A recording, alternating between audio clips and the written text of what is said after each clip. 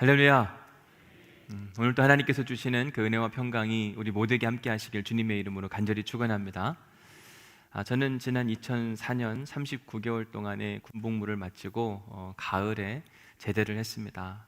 그리고 대학원, 제가 감리교 신학대학교 대학원을 다니고 있었는데 대학원에 다시 복학해서 신약학을 공부하게 됐습니다. 그런데 오랜만에 공부해서 그랬는지 공부가 참 재밌다. 이렇게 재밌을 수가 있냐.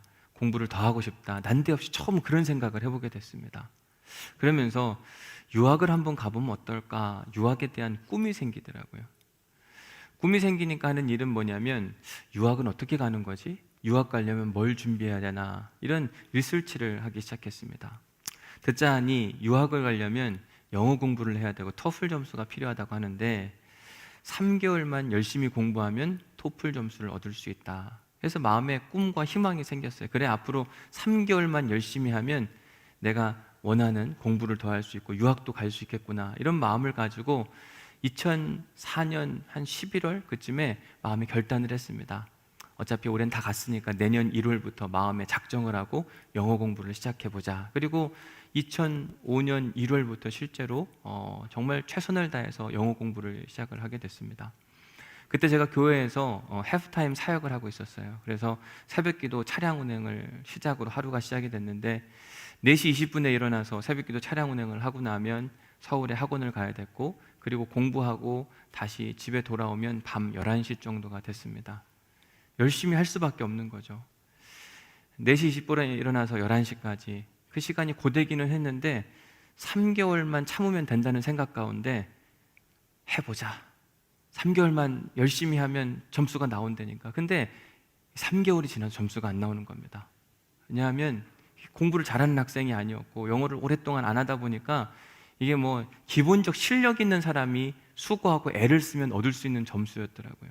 6개월이 지나도 안 나오고 2005년 거의 11월이 가까우는데도 이 점수가 안 나오니까 답답하더라고요. 그때 제가 하나님께 간절히 기도했던 건 뭐냐면, 하나님, 유학하고 싶습니다. 토플 점수 나와야 되는데 이거 어떻게 하면 좋겠습니까? 제발 유학 갈 수 있도록 도와주옵소서. 제발 좀 도와주시면 좋겠습니다. 그냥 최소한의 점수, 미니멈만 나오면 참 좋겠습니다. 당시 토플 점수 300점 만점에 215점을 넘겨야 미국에 있는 대학원을 그냥 진학할 수 있을 정도, 가장 낮은 학교를 진학할 수 있을 정도인데 제발 그 점수만 나오면 좋겠다. 이게 제 간절한 소원이었어요. 근데 1년이 지나도 안 나온다니까요. 너무 힘들고 어려웠어요. 11월쯤 되니까 이제 포기하고 싶은 마음이 슬슬 들더라고요. 이게 안 되는 건가? 그래서 그때 마음이 결단하기를 앞으로 딱 3번만 시험 보고 더 이상 안 되면 이건 내가 갈 길이 아니다, 이렇게 마음을 접자, 이렇게 생각을 했습니다. 그래서 2005년 12월 그리고 2006년 1월, 2월 한 달에 한 번씩 시험 보기를 마음에 작정하고 시험 등록을 하고 열심히 시험 준비를 했습니다. 점수 나왔을까요? 안 나왔을까요? 언제 나왔을까요? 점수 나왔으니까 갔다 왔겠죠. 언제 나왔을까요? 우린 극적인 걸 좋아하니까, 그렇죠? 2006년 2월에 막 점수가 기가 막히게 나오면 좋잖아요, 그죠? 언제 점수가 나왔냐면 2005년 12월 달에 점수가 나왔는데 300점 만점에 제가 270점을 맞은 거예요. 근데 그게 제 실력이 아니라 운이었어요. 정확하게 말하면 하나님의 은혜죠. 할 수 없는 일인데 하나님이 기뻐하셨는지 모르겠는데 정말 감사하게 점수가, 제가 만세를 불렀어요. 시험 끝나고 나오면서 만세, 이제 나 갈 수 있겠다. 너무 기쁘고 즐거우니까 행복해가지고,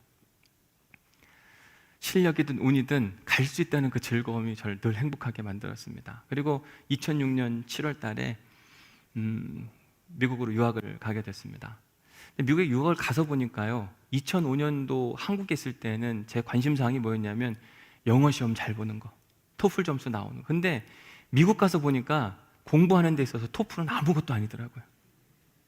갔는데 영어가 안 들리니까 이게 뭐 너무 힘들고 어려웠습니다. 첫 학기에 제가 수업을 듣는데 분명 수업 시간이 다 됐는데 학생들도 안 오고 교수님도 안 와요. 이게 뭔 일인가. 그때 같이 입학했던 이 한인 2세가 있길래 전화를 했어요. Hey 제임스, 너 왜 안 와? 그랬더니 형 몰랐어?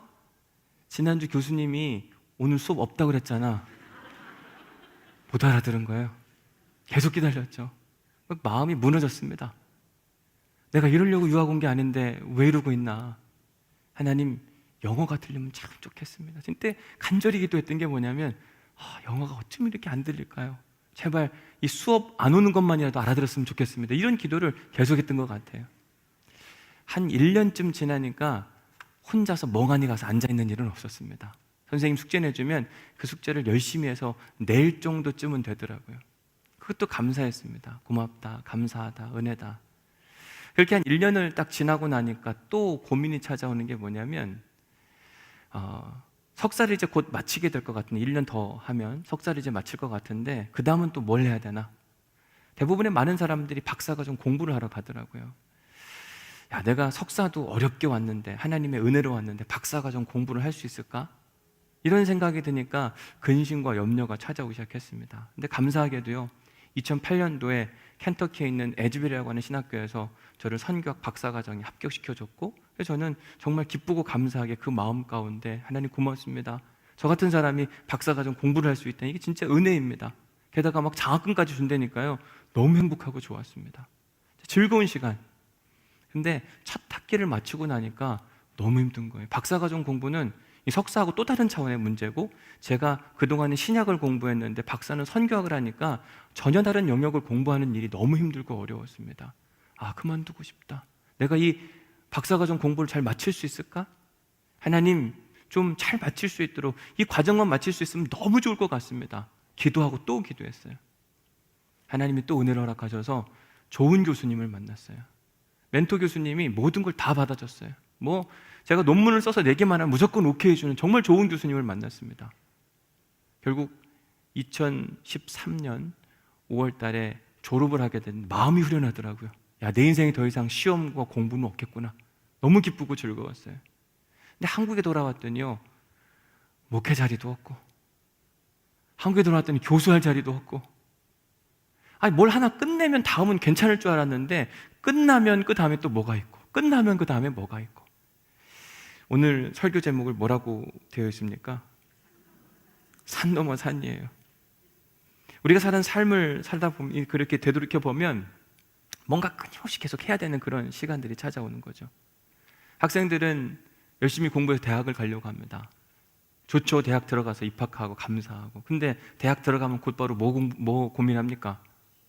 취업 걱정해야 돼요. 취업하면서는 또 결혼을 해야 되나 말아야 되나, 집장만은 어떻게 해야 되나. 그러고 나면 20대, 30대가 지나갑니다. 40대가 되면 애는 어떻게 키워야 되지?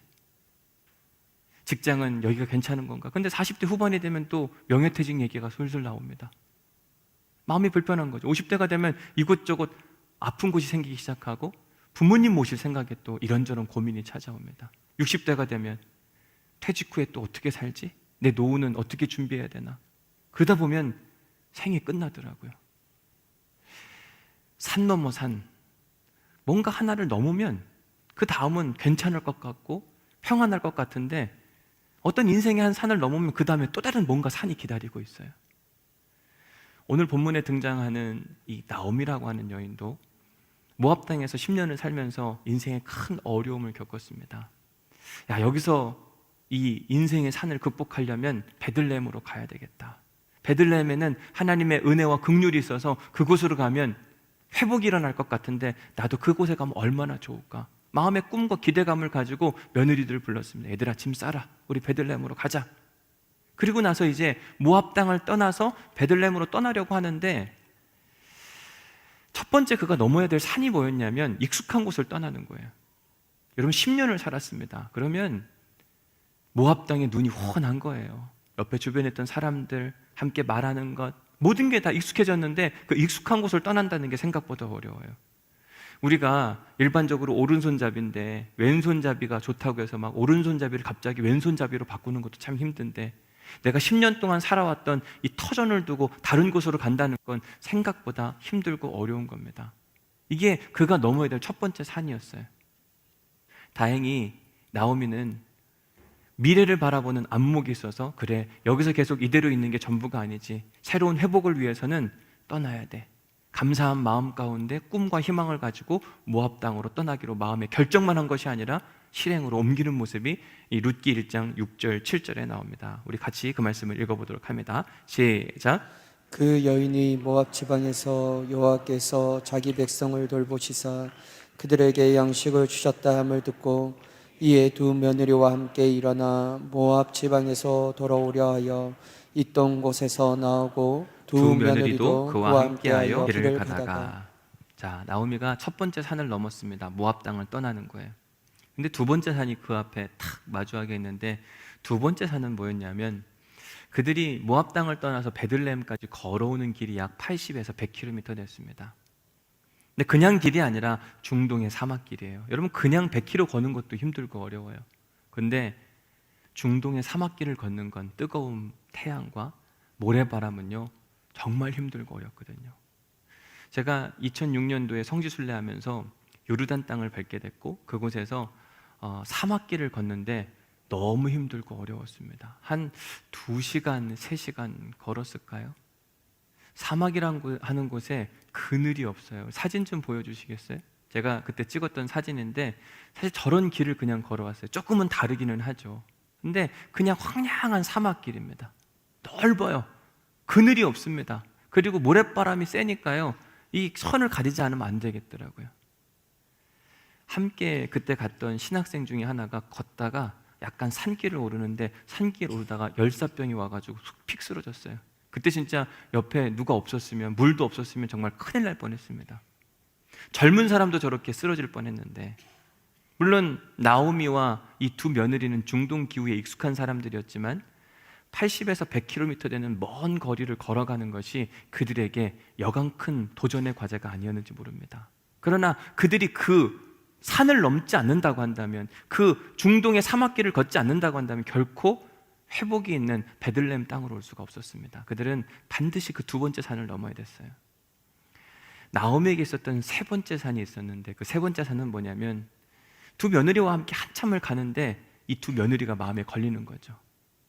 이들을 좀 돌려보내고 싶은 마음, 새로운 인생을 살고 싶은 마음 가운데, 얘들아, 니네 고생했으니까 더 이상 고생하지 말고 너희들 고향 땅으로 돌아가. 그동안 수고했잖아. 나를 위해서, 내 아들들을 위해서 수고한 거 다 알아.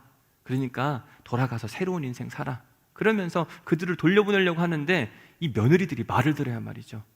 뭐라고 이야기했습니까? 1장 10절 말씀 같이 읽습니다. 시작.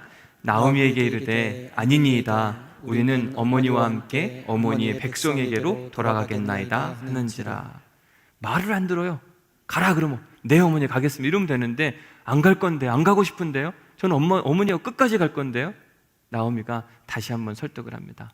아니야, 지금 너희들이 나하고 함께 베들레헴에 가면 지금까지 겪었던 고통과 아픔보다 훨씬 더 힘든 일들이 베들레헴에서 기다릴 거야. 왜 그런 고생을 사서 하냐?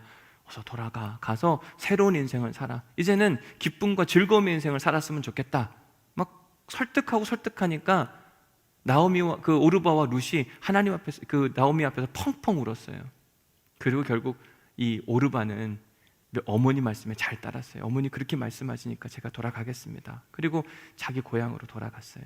문제는 누구예요? 말 안 듣는 룻. 왜 이렇게 말 안 듣는지 모르겠어요. 1장 15절에서 다시 한번 나오미가 이야기했습니다. 나오미가 또 이르되 보라, 내 동서 오르바는 같지 않느냐. 그의 백성과 그의 신들에게로 돌아가나니 너도 너의 동서를 따라 돌아가라 하니라. 좀 제발 가라고 몇 번을 이야기하는데도 이 룻이 어떻게 이야기합니까? 16절 17절 시작. 룻이 이르되 내게 어머니를 떠나며 어머니를 따르지 말고 돌아가라 강권하지 마옵소서. 어머니께서 가시는 곳에 나도 가고 어머니께서 머무시는 곳에서 나도 머물겠나이다.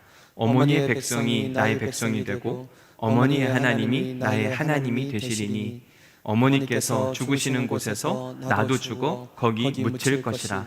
만일 내가 죽는 일 외에 어머니를 떠나면 여호와께서 내게 벌을 내리시고 더 내리시기를 원하나이다 하는지라. 시어머니 나오미가 한마디 했으면 내 어머니 이러고 가면 참 좋은데 고집도 엄청 셉니다. 도대체 이 룻은 그 고집을 꺾을 기세가 보이지 않자 나오미는 마음을 접었어요. 그리고 두 사람이 함께 베들레헴으로 입성하는 장면이 오늘 본문의 내용입니다. 오늘 본문 19절 말씀을 볼게요. 같이 읽습니다. 이에 두 사람이 베들레헴까지 갔더라. 베들레헴에 이를 때에 온 성읍이 그들로 말미암아 떠들며 이르기를 이가 나옴이냐 하는지라. 여러분, 절망에서 희망으로 우리가 살다 보면 절망의 순간이 참 많이 찾아옵니다. 그러나 우리가 믿는 하나님은 복을 주시기를 원하신 하나님, 절망 가운데 희망과 기쁨과 감사를 선물해 주시기를 원하신 하나님. 그런데 절망에서 희망으로 넘어오는 과정, 그렇게 결코 만만하지 않다는 사실이에요. 산이 있어요. 근데 산이 한두 개가 아니라 산 넘어 또 다른 산이 있고 넘어야 될 산들이 너무너무 많더라. 나오미는 희망찬 미래의 꿈을 꾸면서 10년 동안 살았던 그 모압 땅을 떠나는 것이 첫 번째 그가 넘어야 될 산이었습니다. 그리고 그 뜨거운 중동의 태양과 모래바람을 헤치고 약 100km를 걸어와야 되는 그 또 다른 험난한 산이 그를 기다리고 있었습니다. 그런가 하면 말 안 듣는 그 며느리들 때문에 속상하고 답답하고, 나오미는 모압 땅을 떠나서 베들레헴으로 오는 그 100km의 여정 동안 수없이 많은 산을 넘고 또 넘어야 됐습니다. 힘든 여정이었어요. 그렇게 해서 우여곡절 끝에 어찌됐든 베들레헴에 딱 도착을 합니다. 여러분, 이 정도 했으면 하나님께서요, 나오미한테 위로하고 칭찬해 줘야 되지 않을까? 야, 나오미야, 너 고생 참 많았다. 모압 땅에 가서 고생도 많이 했는데 회복을 꿈꾸며 기대할 때 너희들 너 익숙했던 그 모압 땅을 떠나서 온 거 내가 칭찬한다. 이거 쉬운 일 아닌데 너 정말 잘했어. 게다가 중동의 사막길, 많은 사람들이 거기 힘들고 어려워서 포기하는데 야, 어떻게 그 100km를 걸어왔냐. 대단하다. 응원한다. 그리고 내가 너를 보니까 너는 너 자신보다 며느리들을 훨씬 더 귀하게 여기는데 내가 너를 칭찬하지 않을 수 없다. 사실 이러고 하나님이 막 칭찬하고 응원해줘야 되는데 나오미가 마주한 현실은 그런 현실이 아니었습니다. 19절 말씀을 다시 한번 보면, 이에 두 사람이, 나오미와 룻이 베들레헴까지 갔더라. 베들레헴에 이를 때에 온 성읍이 그들로 말미암아 어떻게 했대요? 떠들었대요. 여러분, 긍정적인 반응일까요? 부정적인 반응일까요? 우리 한국말로 보면 사실은 부정적인 것 같은데 큰 소리로 그냥 말하다, 이런 뜻을 갖고 있어요. 성경에 보면 같은 히브리 단어를 쓸 때 긍정적인 표현을 사용할 때 이 단어를 쓰기도 하고 부정적인 표현을 할 때 이 단어를 쓰기도 합니다. 그래서 어떤 사람들은 긍정적인 표현이었다. 베들레헴 사람들이 오랜만에 나오미를 봤잖아요. 너무 기쁘고 즐거우니까 환영하는 마음 가운데 크게 떠들고 소리 지르고 응원하고 그런 목소리를 냈다. 근데 문제는 뭐냐면 베들레헴 사람들이 10년 전에 나오미를 봤을 때와 지금의 나오미가 워낙 다른 겁니다. 10년 전에는 젊기도 했겠죠. 그러나 그렇다고 많이 바뀌진 않았을 거예요. 외형적 모습? 물론 그것도 중요한데, 우선 보면 10년 전에 나오미가 베들레헴을 떠날 때 생각해 보면 그래도 힘들고 어려운 중에 가정은 건사했습니다. 남편이 있었고요, 비록 병약했지만 두 아들이 있었어요. 그냥 행복하고 단란한 가정이었습니다. 배고파서 떠나기는 했지만 가정이 무너지지는 않았어요. 근데 10년 만에 돌아온 지금 나오미의 상황은 어떠냐? 사랑하는 남편, 두 아들을 잃어버렸어요. 게다가 몸도 연약해졌고 가난을 선물 받았고, 그냥 외형적 모습을 보면 초라하다, 초췌하다, 너무 불쌍해 보이는 겁니다. 그래서 사람들이 그를 보고 뭐라고 이야기하냐면 이가 나오미냐 하는지라, 몰라보겠다고 이야기를 하는 거예요. 어떻게 당신 인생을 살았길래 이렇게 힘들고 어려운 세상, 그 어려운 모습으로 이 땅 가운데 다시 돌아왔냐?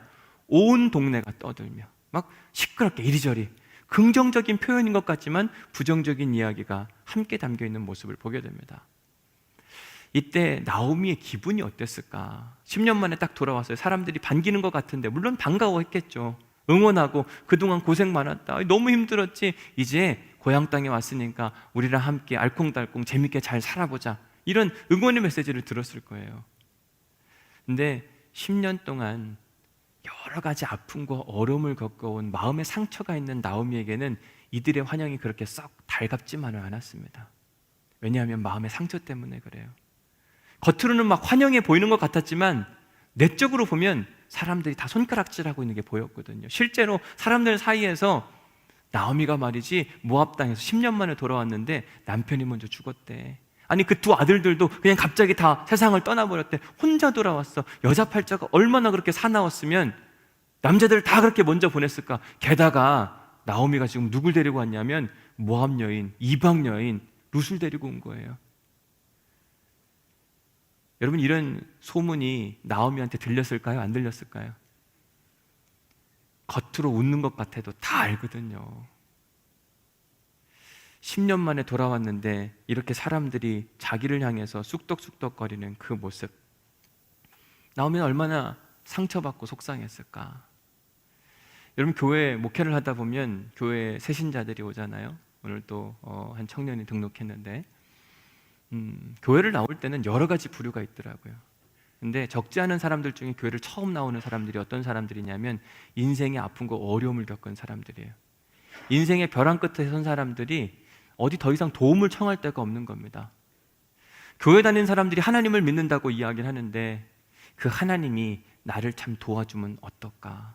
내 인생의 어둠 가운데 빛이 되어주시고 내 인생의 흉년을 막 걷어가시는 그 하나님의 은혜를 경험하면 어떨까? 조심스럽게 교회를 딱 나와요. 그때 우리가 해야 할 일이 뭐냐면 웰컴, 환영하는 문화가 있어야 되는데 우리는 누가 새로 나오면 저 사람이 누군가 궁금해합니다.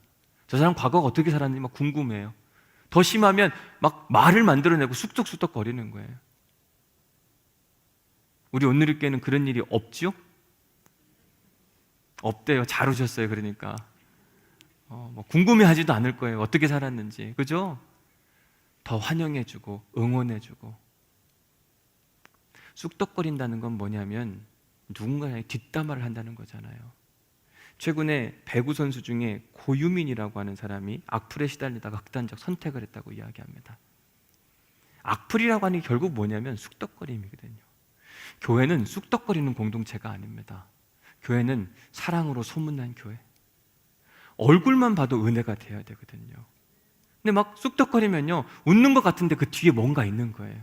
제발 좀 그러지 않았으면 좋겠어요. 예배 시간에 제발 여러분 환한 미소를 져주시면 좋겠습니다. 얼굴만 봐도 은혜가 되는 거. 제가 이번 주에 우리 목사님들한테 제가 부탁을 했는데 사회를 볼 때 제발 좀 하나님의 임재하심 있는 얼굴로 사회를 보면 좋겠다 그랬어요. 오늘 김 목사님 하나님의 임재하심을 느꼈습니까? 꼭 그렇게 하셔야 돼요? 아니, 제 설교를 하는 저도 만약에 막 불안해하고 염려하고 막, 그럼 여러분들 듣는 사람이 더 걱정일 거 아니에요. 예배를 인도하는 사람이 진짜 하나님의 임재가 이곳에 딱 있어가지고 함께 그 임재함으로 딱 끌어들여야 되는데 앞에 선 사람부터 불안하면, 예배를 들어왔는데 성도들이 막 기쁘고 감사해야 되는데 막 우울하고 막 짜증내고 불편하고 이러면 누가 이곳에 오겠냐고 하는 거죠. 나오미가 베들레헴에 딱 들어갔는데 사람들이 막 환영해 주는 것 같은데 그 이면에 담긴 그 모습들이 막 있으니까요, 마음에 힘들고 어려운 모습들이 고스란히 등장하는 것을 보게 됩니다. 근데 나오미가 그 산을 넘었어야 돼요. 나오미가 지금까지 여러 산을 넘어왔습니다. 모압 땅의 산, 중동길의 산, 며느리들의 산, 베들레헴에 왔는데 진짜 더 큰 산이 있는데 그 큰 산이 뭐냐면 쑥덕거림의 산이에요. 수덕수덕거리는 거 있잖아요. 이게 너무 싫어가지고 만약에 나오미가 에이 괜히 왔다, 나 돌아가야 되겠다, 그리고 만약 다시 모압 땅으로 돌아갔다면, 아니면 베들레헴 사람들하고 막 싸우는 겁니다. 당신 그럴 수가 있냐고, 왜 나한테 자꾸 뭐라고 하냐고, 내가 잘못했냐고, 나 잘못한 거 하나도 없다고, 그냥 남자들이 먼저 돌아간 걸 누가 탓하겠냐고. 만약 이렇게 나왔다고 한다면 나오미의 인생의 회복은 절대로 기대할 수가 없습니다. 나오미한테 지금 큰 위기가 찾아왔어요. 여러 번 산을 넘어서 어디까지 왔냐면 지금 베들레헴까지, 하나님의 땅, 회복의 땅 베들레헴까지 왔습니다. 근데 그 다음 넘어야 되는 산이 뭐냐면 이 쑥덕거림의 산인데, 자기의 감정을 막 건드리는 거, 이 감정선을 건드리는 그 산인데 나오미가 어떻게 극복하는가 보십시오. 20절 21절 말씀 같이 읽어봅니다. 나오미가 그들에게 이르되 나를 나오미라 부르지 말고 나를 마라라 부르라. 이는 전능자가 나를 심히 괴롭게 하셨음이니라. 내가 풍족하게 나갔더니 여호와께서 내게 비어 돌아오게 하셨느니라. 여호와께서 나를 징벌하셨고 전능자가 나를 괴롭게 하셨거늘 너희가 어찌 나를 나오미라 부르느냐 하니라. 나오미가 절망에서 희망으로 넘어갈 때 꼭 넘어가야 될 산이 있었는데, 베들레헴에 들어갔을 때 첫 번째 마주했던 사람들이 떠들며 온 동네 사람들이 막 쑥덕거리는 그 산, 이 산을 넘지 못하면 나오미는 베들레헴에서 견딜 수가 없었거든요. 근데 그때 나오미의 선택은 뭐냐면 그렇게 큰 산 앞에서 자기 부정이라는 선택을 합니다. 대부분의 많은 사람들은 쑥덕거리거나 자기에 대한 소문이 막 나타나면 뭘 하냐면 변명을 합니다. 그런 게 아니라 이건 이렇게 된 것이고 저건 저렇게 된 것이고. 근데 나오미는 어떻게 하냐면요, 자기 부정, 현실 인정을 하는 거예요. 그래, 나를 나오미라 불러주지 마십시오. 내 인생을 돌이켜보면 내 인생에 하나님의 기쁨과 즐거움은 없습니다. 내 이름이 기쁨인데 더 이상 기쁨과 즐거움이 없으니까 나를 나오미라 부르지 말고 뭐라고 부르라고요? 마라. 인생의 쓴맛을 보고 살아가는 사람이라고 부르셔야 됩니다. 내가 나갈 때는 풍족하게 나갔는데 돌아올 때는 아무것도 없었습니다. 이게 곧 하나님의 징계였고 하나님이 나를 괴롭히심인데 나 인정합니다. 내가 그렇게 살아왔습니다. 나오미가 정말 지금 마음이 속상하거든요. 모압 땅에서 모든 걸 다 잃어버린 것도 속상했어요. 모압 땅에서 베들레헴까지 오면서 수많은 산을 넘어야 되는 것도 힘들고 어려웠습니다. 근데 정작 고향 땅에 들어오니까 사람들이 더 힘들고 어렵게 하는 거예요. 힘들다, 아프다, 어렵다. 그때 위로해줘야 되는데 위로는커녕 막 더 박박 상처를 긁어가지고요, 더 힘들고 어렵게 하는데 도망치고 싶었을 거예요. 저 같으면 막 도망쳤을지도 모릅니다. 아니, 그 정도가 심해서 극단적 선택? 그럴 수도 있죠. 근데 나오미는 현실 인정을 한 거예요. 나를 나오미라 부르지 마라. 누구 탓도 하지 않았습니다. 남편 탓, 아들 탓, 내 탓이야. 내 부족함 때문에 내가 지금 이런 아픔을 겪고 있는 거야. 근데 나오미한테 뭐가 있었냐면요, 그러나 나는 나 같은 여인도 사랑하신 하나님을 안다. 나를 위해 일하실 하나님을 기대한다. 나오미는 그 기대감 가운데 현실 인정을 하고 베들레헴 땅에 뿌리를 박은 거거든요. 이게 중요합니다. 저는 이것 때문에 은혜를 받았어요. 많은 사람들이 어디를 못 넘어서냐면 감정선을 못 넘어서요. 사실 쑥덕거린다고 하는 것, 오해를 한다고 하는 건 뭐냐면 그 사람의 감정을 건드리는 거거든요. 자존심을 건드리는 겁니다. 근데 자존심을 넘어서야 돼요. 나오미는 자존심 이런 거 없습니다. 내가 그래도 과거 이렇게 산 사람인데 이런 거 없었어요. 나를 나오미라 부르지 마라. 나 실패한 여인이야. 나도 알아. 나를 그냥 마라라고 불러. 그치만 나는 누구를 믿냐면 하나님을 믿어. 그분이 나를 회복하실 것을 믿어. 걱정하지 마, 염려하지 마. 실제로 하나님은 약한 자를 들어 강한 자를 부끄럽게 하시는 하나님이십니다. 하나님이 이스라엘을 선택할 때 왜 이스라엘을 선택했다고 이야기하는가? 신명기 7장 7절에 보면 너희는 힘있고 강하고 능하기 때문에 내가 너희를 선택한 것이 아니라 너희가 약하고 부족하고 나 아니면 안 될 존재이기 때문에 내가 너를 선택한 거야. 나오미는 알았어요. 자기같이 부족하고 상처받고 쓴맛의 인생을 사는 사람조차 하나님 사랑하시고 이 감정선을 극복할 때 하나님이 일하실 것을 분명히 알았기 때문에 다 받아들인 거예요. 뭐라고 하려면 다 해라. 쑥덕거리려면 다 쑥덕거려라. 내가 받아줄게. 그러나 나는 하나님을 믿는다. 나를 회복하실 하나님을 믿고 모압 땅에서 여기까지 왔다. 그 중동의 100km의 사막길을 뚫고 왔다. 말 안 듣는 이 며느리까지 내가 데리고 왔다. 나는 나 같은 여인을 위해서 일하실 그 하나님을 믿고 따라간다. 사랑하는 성도 여러분, 때로는 우리가 누군가한테 오해를 받을 때도 있고 쑥덕거림을 당할 때도 있습니다. 그때 우리는 막 감정적으로 나오면 지는 거예요. 뭐든지 감정적 싸움은 지는 겁니다. 여러분, 감정을 드러내시면 안 돼요. 인간은 감정이 있는 동물이기 때문에 감정을 드러내지 않을 수는 없습니다. 그러나 우리에게는 감정도 있지만 뭐가 있냐면 이성이 있는 거예요. 슬퍼해야 될 때가 있는데 어느 때는 정말 울음을 참아야 될 때가 있거든요. 참아야죠, 이성으로. 근데 그 한 단계 더 너머에 뭐가 있냐면 살아계신 하나님이 계세요. 우리의 감성도 컨트롤하시고 우리의 이성도 컨트롤하시는 그 하나님께 우리를 맡기면 내가 완전 밑바닥에 있는 인생 같은데 하나님께서 이렇게 세워주세요. 하나님 보니까 나오미가 기가 막히거든요. 그렇게 상처받은 사람이 베들레헴 사람들이 막 와서 쑥덕쑥덕거리는데도 자기 스스로 인정하는 모습을 보니까 얘는 됐구나, 얘는 쓸 수 있겠구나. 결국 베들레헴 땅에 정착하게 하셨고 하나님의 구원 역사에서 나오미가 중요한 역할을 하게 됩니다. 나오미는 베들레헴에서 떠날 때 풍족한 인생이었어요. 돌아올 때 초라하게 돌아왔습니다. 그것 때문에 사람들이 쑥덕거렸어요. 이제는 회복을 기대하고 꿈꾸고 왔는데 요 선을 넘지 못하면 다시는 회복할 수 없을지도 몰랐는데 나오미는 그 산을 넘고 있는 거예요. 힘들죠. 나오미가 할 수 있어서 하는 게 아니라 그 산을 넘는 게 힘들고 어려운데 나오미는 하나님을 믿는 믿음으로 약한 자를 들어 강한 자를 부끄럽게 하시는 그 하나님을 믿는 믿음 가운데 묵묵히 그 길을 걸어가고 있어요. 나오미한테는 살아계신 하나님, 전능하신 하나님도 믿었지만 정의의 하나님, 옳은 것이 무엇이고 틀린 것이 무엇인지를 가려내시는 그 하나님을 믿었기 때문에 묵묵히 그 길을 걸어갈 수 있었어요. 이제 오늘 말씀을 정리하도록 하겠습니다. 첫 번째 묵상 질문입니다. 오늘도 하나님께서 우리에게 말씀하셨고 우리에게 주시는 말씀의 은혜가 있을 거라고 생각이 듭니다. 오늘 들은 말씀 중에 여러분 기억에 남고 여러분들의 마음에 자극된 게 무엇인가? 맞아, 이게 난 것 같은데 이걸 나한테 하나님 말씀하고 계시는구나. 분명히 있을 거거든요. 한번 적어보세요.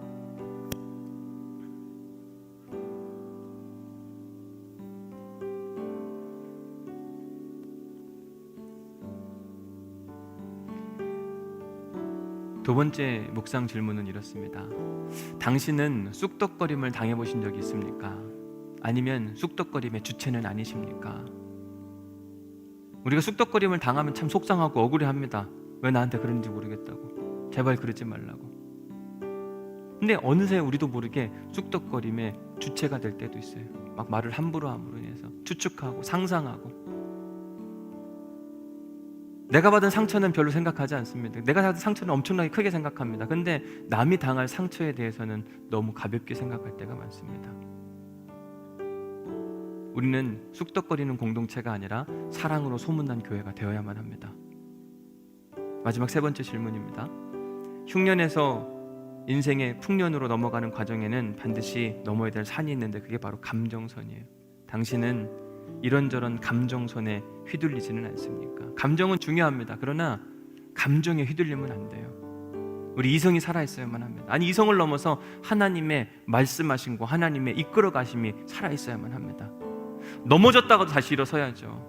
나오미가 쑥덕거리는 소리를 들었을 때 얼마나 속상했겠어요. 근데 그것 때문에 넘어지고 좌절하고 화를 냈다면 그는 그의 인생 가운데 회복이라는 이야기가 절대로 새겨질 수 없었습니다. 그러나 나오미 인생 가운데 회복이 찾아왔어요. 왜?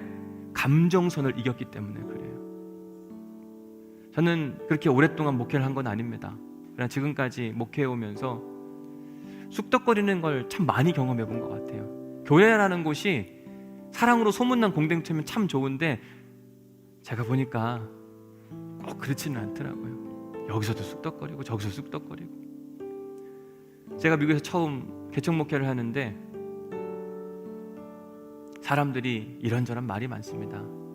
저 사람 왜 목회하려고 하냐, 개척하려고 하냐, 막 쑥덕거리기 시작하는데 너무 힘들고 속상했어요. 저를 막 사람들 앞에서 공개적으로 비난하는 사람들까지 생기기도 했습니다. 펑펑 울었습니다. 왜 그래만 해야 되는지. 어찌 보면 뭐 그렇게 생각할 수도 있겠다, 이해는 되지만 그렇게 함부로 말할 수가 있나? 일주일 동안 금식했어요. 어떻게 하면 좋겠습니까, 하나님? 그러면서 받아들이기로 했습니다. 뭐 저를 생각해줘서 한 얘기라고 다 받아들이기로 했어요. 그리고 개척을 해서 4년 동안 목회를 했고 사람들이 모이기 시작했고 그 교회가 지금도 있어요. 4년 정도 목회해가지고 막 교회가 부흥하고 성장하니까요, 그제서야 사람들이 뭐라 그러냐면 그때 미안했다고, 주님이 하신 거라고, 교회 개척 잘했다고. 2013년도에 한국에 돌아와서 제가 수원에 있는 목양교회에서 부목사 사역을 7년 하는데 그때 담임 목사님이 저희 장인어른이셨어요. 그러니까 사람들이 교회 안팎으로 쑥덕쑥덕거리는데 세습하는 거 아니냐, 교회 안에서도 그런데 교회 밖에서도 그러고 저를 지켜보는 모든 시선이 다 그랬어요. 계속 물어봅니다. 어떻게 앞으로 할 거냐고. 너무 힘들더라고요. 왜 그렇게 관심이 많을까? 아니, 그건 하나님이 하시는 건데 궁금하니까 그렇게 얘기하겠죠. 근데 그걸 듣는 사람은 너무 힘들고 어렵거든요.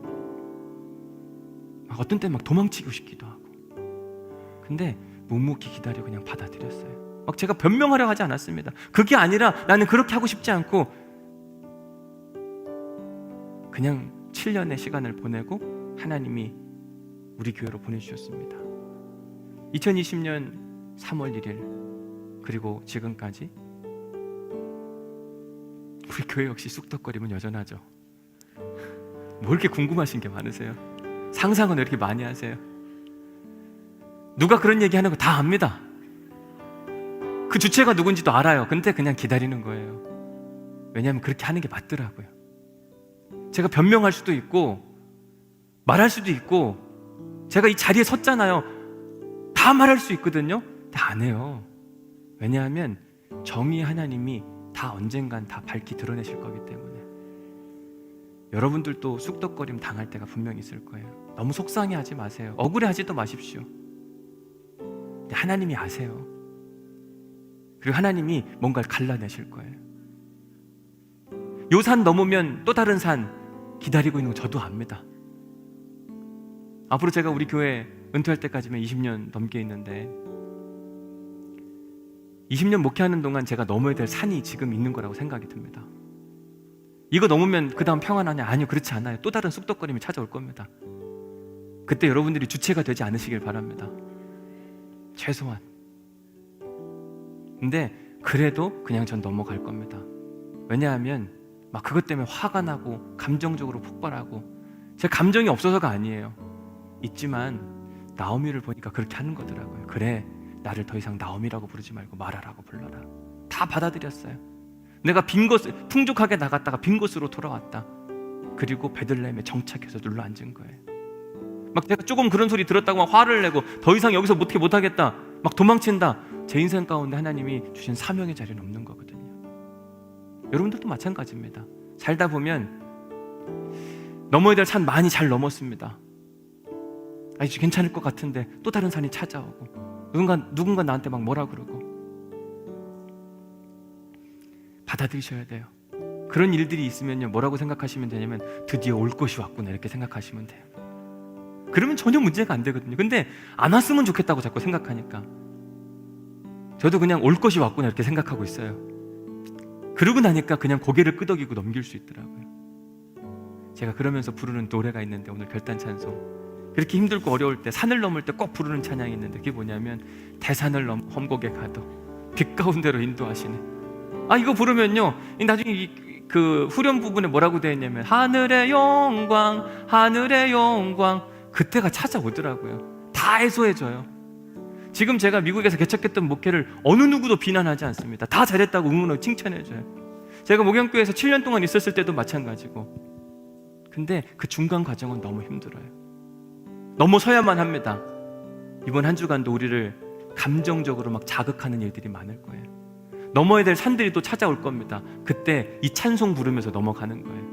대산을 넘어 험곡에 가도 나를 이끌어 주실 그 하나님, 하늘의 영광 바라보는 그 소망의 마음을 가지고 우리 함께 이 찬송 부르시도록 하겠습니다. 조금만 소리 더 키워서 해주세요. 대산을 넘어, 대산을 넘어 험곡에 가도 빛 가운데로 걸어가며 주께서 항상 지키시기로 약속한 말씀 변치 않네.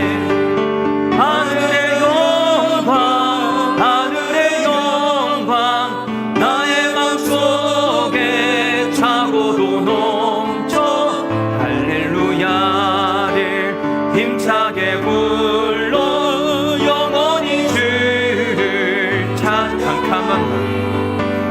캄캄한 밤에 다닐지라도 주께서 나의 길 되시고 나에게 밝은 빛이 되시는 길 잃어버릴 염려 없네.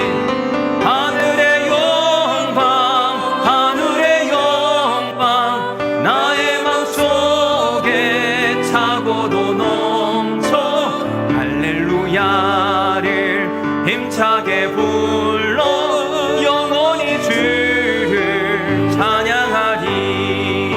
그 광명한 그 빛 마음의 바다 찬란한 천국 바라보고 할렐루야를 힘차게 불러 열마다 빛이 하늘의 영광, 하늘의 영광, 하늘의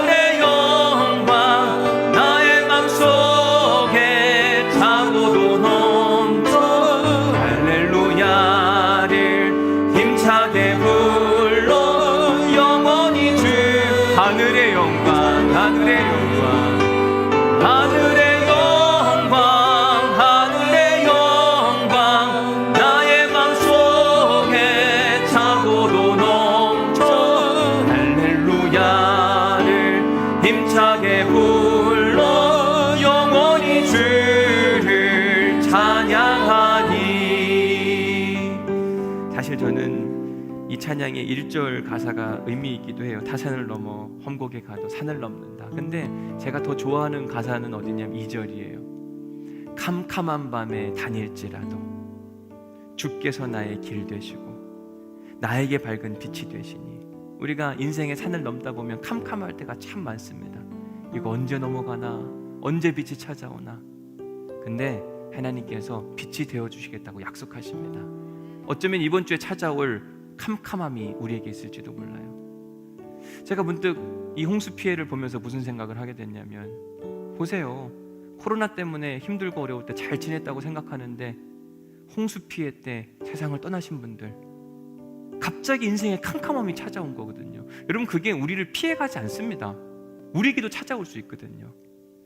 늘 어느 순간에 하나님 캄캄함이 찾아왔을 때 하나님 이길 수 있게 하여 주옵소서. 나에게 빛이 되어 주옵소서. 하늘의 영광을 찬양할 수 있게 하여 주옵소서. 이번 한 주간에 찾아올 수도 있다니까요.